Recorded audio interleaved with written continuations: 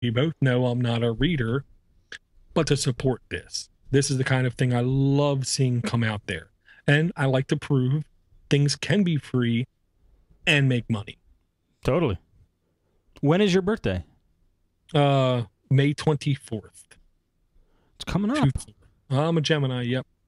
Pitter, pendulum, man with two brains, I always argue with myself. Nice. Yep. I told my wife, hey, you should know. Whenever she says something about me, hey, you should have already known. That's awesome. Great excuse. Yeah, that doesn't work at all. Okay, now I will say I know I am completely wrong sometimes. I'm not going to say a lot because I don't think it's a lot, but I will wholeheartedly admit when something gets smacked right in my face. Okay? Yes.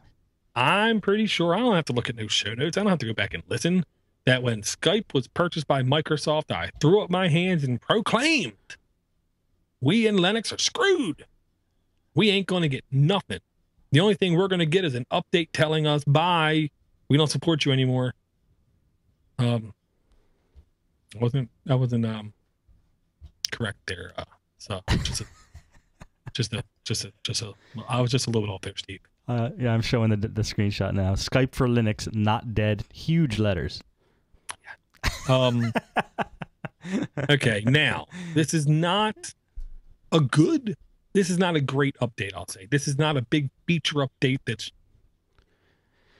fixing the UI because they seem like it's always needs to be fixed. Yeah, exactly. You're lucky you have old school UI. Skype UI sucks. I know, I'm not arguing. And it is a bug fix to a vulnerability in a library libpng. Whatever that means. I know. It just means there's something found that could cause things go boom. Okay. I don't think there was anything else done, but it was indeed an update. Did you get this update? I don't know. Think I'd check.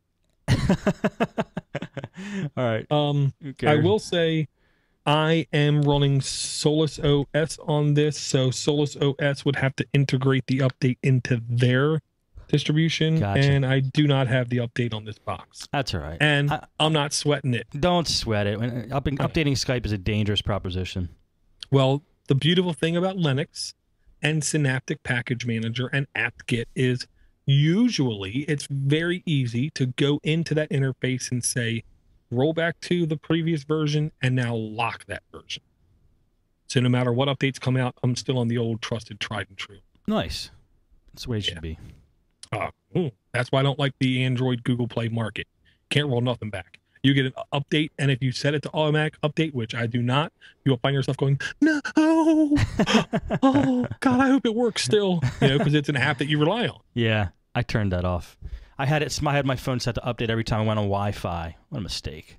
Oh, that's scary. Yeah. As soon as you get on a Wi-Fi, you can hear the tubes getting clawed. Exactly.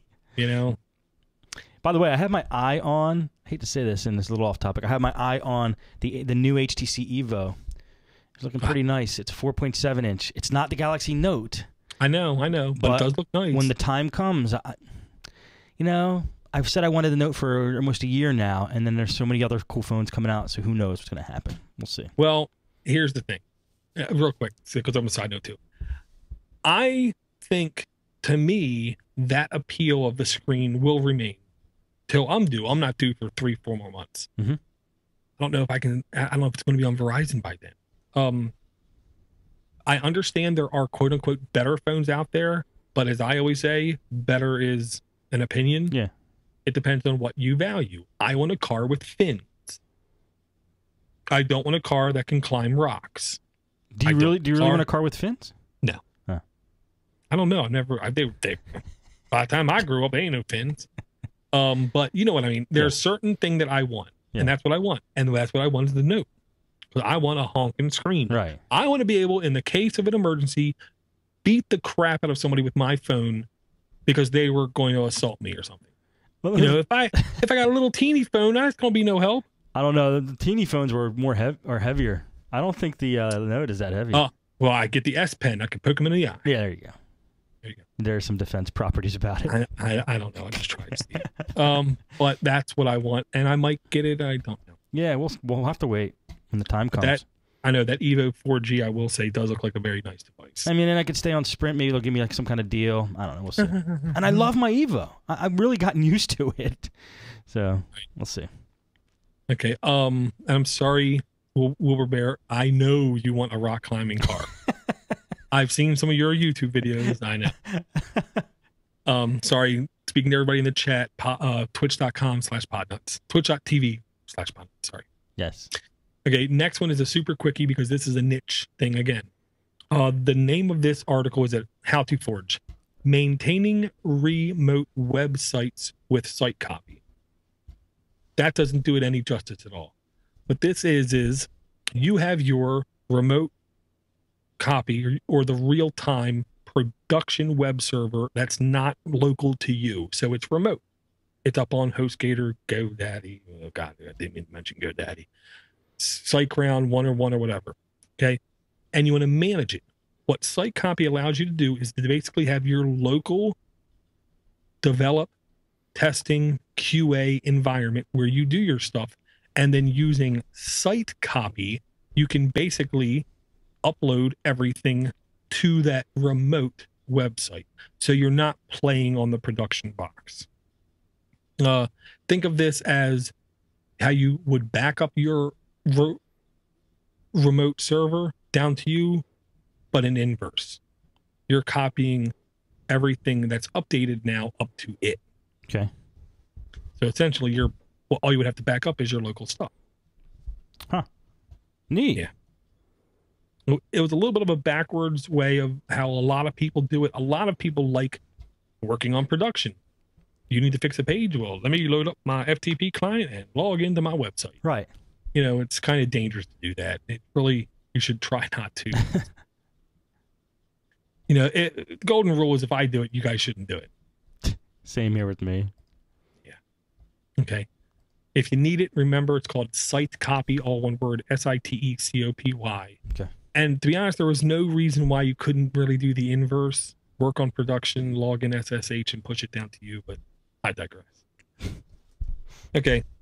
I wanted to bring up this article, this next link, and it has nothing to do with the title of the article or the actual content of the article itself. Okay. Because this is Huffington Post. I don't know about you, but people can check my DNS records. I think this is the first time it's ever been opened on my network. I don't read anything ultra popular or political because, you know, that's how I roll. But now, this article is listed the 10 best jobs in the United States career cast, which I'm guessing they're telling you what they think is the 10 best jobs. What's career cast? I have no idea. Okay. Career cast, Dice, Site, whatever. They're just, I guess, another job filler, sucker, pusher, gatherer, fulfiller, service. Okay. Number 10, mathematician. They say so. I don't know. But if you click the arrow right next to mathematician, it goes to number 9, computer systems. And I'll say the picture is of a young female working on a dual screen computer running Ubuntu. Those monitors are like frickin' 30 inches long.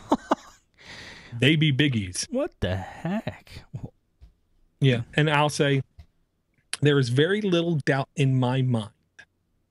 The smaller you get away from Soho people and the closer you get to cutting edge companies, like launching companies, up and coming companies, growing companies, expanding companies, companies thinking about future technologies, companies trying to make the next big thing, you know, the next big YouTube or whatever, the more likely those people are going to be running Linux, simply because of the reduced cost they have to incur to do stuff. Right.